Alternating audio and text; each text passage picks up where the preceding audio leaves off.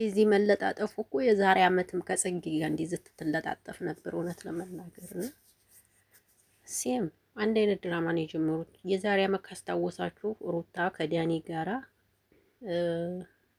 እንትና ደግሞ አብርሽ ደግሞ ከጽጌ ጋራ እንደዚህ እየሆኑ ሰርተው ነበርና ዛሬ ደግሞ አብርሽ ለማስቀናት ብሎ አንዴ ግንባሯን ይስማል አንዴም እንዲሁ ግን ምን ልታስተምሩን ፈልጋችሁ እንዲሁ አልገባኝም። እንዲሁ አብርሽ እኔ ግን አንድ ጥያቄ ልጠይቃችሁ ተመልካቾቼ፣ ቅር እንዳይላችሁ እኔ በራሴ መንገድ ነው የምጠይቃችሁ። እንዲሁ አሁን አብርሽ ማለት ነው የምሬ ነው የምላችሁ ሄርሜላን ጉንጯን ይስማል፣ ግንባሯን ይስማል፣ እንዲዚህ አብሯት እንዲዚህ ይሆናል። ከዛም በኋላ ደግሞ ካሜራው ሲዘጋ ከሩታ ጋራ እኔ ይቅርታ አድርጉልኝ፣ ስራም ቢሆን እኔ ደስ አይለኝም። ይቅርታ ግን እንደዚህ ስላችሁ ስራም ቢሆን ደስ አይለኝም። እውነቱን ነው የምነግራችሁ። ሩታ እንኳ ስቴቧን ጠብቃ ነው ከልጁ ጋር እያያችኋት ነው። ምንም እንኳ እጇን እንኳ እጁ ላይ አላረገችም። እሱ ግን ይቺን እንደዚህ ያሸሸመኔ ይላታል ማርያምን። ኧረ ሩታ ጥናቱን ይስጥሽ ማርያምን፣ የምሬ ነው የምልሽ። ጥናቱን ይስጥሽ አብርሽ፣ ጥናቱን ይስጥሽ፣ የምር ጥናቱን ይስጥሽ። ሰላም እንዴት ናችሁ? ደህና ናችሁ ወይ? አቢ ነኝ። ለዚህ ቤት አዲስ ከሆናችሁ ቤተሰቡ ነው። አብራችሁ ላላችሁ አመሰግናለሁ። ሰላም፣ ጤና፣ ፍቅር ከእናንተ ጋር ይሁን እያልኩ አዲስ ቪዲዮ መጥቻለሁ። ይሄ ቪዲዮ ከተመቻችሁ ላይክ፣ ሼር አድርጉት። ሰሞኑን እየሰራሁ አይደለም፣ ብዙም ደስ እያለኝ አይደለም እና እንዴት ናችሁ? ሁሉ መልካም ነው? እንደው ሳገኘው እስኪ አንድ ነገር ልበል ብዬ ነው የመጣሁት። በእርግጥ ያው ብር ነው የምትሰሩት፣ ግን ቢሆንም ደግሞ ምንም የሚያስተምር ነገር የለውም። እያስተማራችሁ ያለው ምን እንደሆነ ላስረዳችሁ። አሁን እየሰሩት ያለው ድራማ ምንን እንደሚያስተምር ላስረዳችሁ። በእነሱ ቤት ትምህርት አለው ብለው ነው እየሰሩ ያሉት። ሚስት እያለቻችሁ ከሌላ ሴት ጋር ሁኑ ነው አብርሽ እያሳየ ያለው ማለት ነው። ሚስታችሁን ቤት አስቀምጣችሁ ከሌላ ሴት ጋር ሁኑ ነው የአብርሽ ትምህርት። ይሄ ነው ከገባችሁ ማለት ነው። እና ሩታ እንኳ ከልጁ ጋር በጣም ስቴፑን ጠብቃል ምናምን ነው።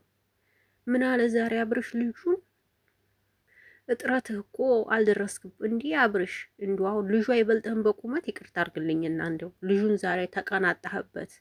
ቁመትህ እኮ አጭር ነው ምናምን እያለ ጭራሹ ልጁ ላይ እንዲሁ አሁን አብራችሁ ብትቆሙ ይበልጥሃል። እውነት ለመናገር አብርሽ፣ አንተ ግን ጭራሽ እሱን አጭር አድርገህ ሩታ ወዴታችሁን ይኝለት ረዝመሽበታል ምናምን። ኧረ ስሎ እግዚአብሔር ልቦና ይስጣችሁ። ሩታ እኔ ላንቺ ነው ያዘንኩልሽ የኔ ውዴት፣ እውነት የኔ ውዴት። ይህንን አንዴ ጉንጯን ይስማል፣ አንዴ እንትኗን ይስማል፣ ግንባሯን ይስማል፣ አንዴ አንገቷ ስር ይሄዳል፣ አንዴ ሽንጧን ያቅፋል። ጥናቱን ስጥት ያርግሽ። እኔ ይሄንን ነው የምልልሽ፣ ሌላ ምንም አይደለም። እኔ ፈጣሪ እውነቴን ስነግራችሁ ለምን ብር ባፍንጫ ይወጥት አይልም። የእውነት እኔ አልፈልግም እንደዚህ ከሌላ ጋራ እንደዚህ እንዲሆን አልፈቅድም። ይቅርታ አድርጉልኝ፣ ግን እኔ የራሴ አመለካከት ነው። እንግዲህ እንዲሁ ሩታ እንደዚህ ሆኖ ተመልሷች ጋር እንዴት ይዋጥልሻል? ግን ስራም ቢሆን እንዴት እኔ እንጃ አላቅም። ብቻ ይመቻችሁ። እኔ ምንም አልልም፣ ይመቻችሁ። ግን ጥሩ አይደለም፣ ለማንኛችሁም ቢሆን ጥሩ አይደለም። ይቺ እያለች እኔ ምን አገባኝ እኮ አያገባኝም። በእርግጥ ግን ያናድዳል። እኔ በሩታ ቦታ ሆኜ ተናደርኩ። እንደዚህ ቦታ ተሰጫሽ? አንቺ እኮ በራስሽ ብትሰሪ ሩታ ተመልካቻለሽ። ራሳችሁ እኮ እየተመካከራችሁ ነው። በእርግጥ የምትሰሩት ድራማ ነው። ግን እንደዚህ እየተሻሸሽ ድራማ ትፈቅጃለሽ እንደ ሩታ? ለምን ትፈቅጃለሽ? ይነስ የምሬ ነው። ለነገሩ እናንተ ጨርሳችሁ እዛ ጋ ያላችሁ ብር ወዲያጅ ናችሁ። እናቴ አልፈርድባችሁ፣ መብታችሁ ነው። እኔ የመሰለኝን ሀሳቤን የተናገርኩት፣ እናንተ ደግሞ የመሰላችሁን ሀሳብ መናገር ትችላላችሁ። የኔ ሀሳብ ይሄ ነው። እኔ ደስ አይለኝም፣ ምንም የሚያስተምር ነገር ስለሌለው እኔ ብዙም አተኩሬ አላይም። ይቅርታ አድርጉልኝና ምን ነው የማየው? ለምን ያለው ምክንያት ላይ ካርጌ ብቻ ነው የምወጣው፣ ቪዲዮ አላይም። ምክንያቱም የሚያስተምር ነገር የለውም።